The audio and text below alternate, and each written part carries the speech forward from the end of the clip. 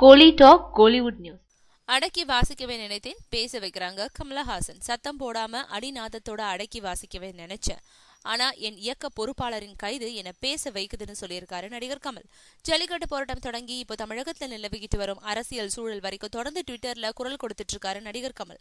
கமலோட Twitter பதிவுகளை பலரும் ஆதரிச்சுக்கிட்டு வராங்க. மக்களோட குரலை அவர் பிரதிபலிக்கிறதா கருத்து தெரிவிக்கிறாங்க. இந்த நிலையில கமலோட நற்பணி இயக்கத்தை சேர்ந்த சுதாகர் மற்றும் இன்னும் சிலர் கைது செய்யப்பட்டிருக்கிறதா தெரியுது. இது பத்தி கமல் தன்னோட ட்விட்டர்ல பதிவிட்டிருக்கிறாரு. இனி மக்கள் நீதி நாடு காக்கும். நான் கீச்சிடாமல் அடிநாதத்துடன் அடக்கி வாசிக்கவே நினைத்தேன், ஆனால் என் இயக்க பொறுப்பாளரின் கைது என்னை பேச வைக்கிறது. தமிழ்நாடு ஜல்லிக்கட்டு போராட்டத்துல எமது இயக்கத்தின் சுதாகரும் சிலரும் நேற்று கைதாகி இருக்காங்க. இது எமது பெருமையை கூட்டவும் அரசியல் வன்மத்தை காட்டவும் செய்கிறது. நமது இயக்கத்தார் சற்று அதிகமாக கண்ணியம் காக்கும் நேரம் இது. அளந்து பேசவும் தொடர்ந்து பேசவும். அரசுகள் மாறி மாறி வந்தாலும் நம் கட்சியற்ற கொள்கை மாறாது. எக்கட்சி அரசேற்றாலும் நம் பணி பொதுநலம் காப்பதே. இக்கூலியில்லா வேலையை நம் ஆயுள் வரை செய்வோம். அவர் பலமுறை வருவர் போவர், நிரந்தரம் நம் நாடுன்னு கமல் சொல்லியிருக்காரு.